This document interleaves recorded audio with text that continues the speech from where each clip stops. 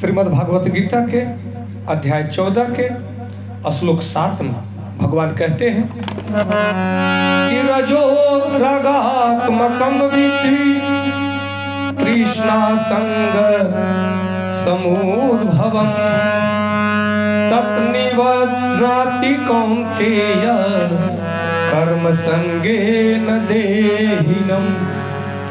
भगवान कहते हैं कि हे कुंती पुत्र, रजोगुण की उत्पत्ति असीम आकांक्षाओं तथा तृष्णाओं से होती है और इसी के कारण से यह देहधारी जीव सकाम कर्मों से बंध जाता है। भगवान कहते हैं कि रजोगुण की विशेषता यह है कि पुरुष तथा स्त्री का पारस्परिक आकर्षण स्त्री पुरुष के प्रति और पुरुष स्त्री के प्रति आकर्षित होता है, यह रजोगुण कहलाता है। जब इस रजोगुण में वृद्धि हो जाती है तो मनुष्य भौतिक भोग के लिए ललायित हो जाता है, वह इंद्रिय तृप्ति चाहता है।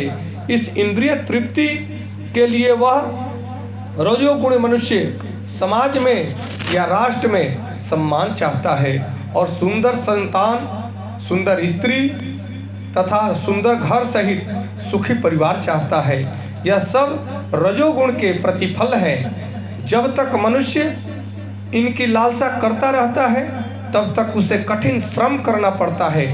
इसलिए यहाँ पर यह स्पष्ट कहा गया है कि मनुष्य अपने कर्म फलों से संबद्ध होकर ऐसे कर्मों से बंध जाता है और अपनी स्त्री, पुत्रों तथा समाज को पसंद करने और अपनी प्रतिष्ठा बनाए रखने के लिए मनुष्यों को कर्म करना होता है। इसलिए सारा संसार ही न्यूनाधिक रूप से रजोगुण है। आधुनिक सभ्यता में रजोगुण का मापदंड ऊंचा है। प्राचीन काल में सतोगुण को उच्च अवस्था में माना जाता था। यदि सतोगुण लोगों को मुक्ति नहीं मिल पाती तो रजोगुणी बन जाते हैं। उनके विषय में क्या कहा जाए। नमस्कार, धन्यवाद, जय श्री कृष्ण।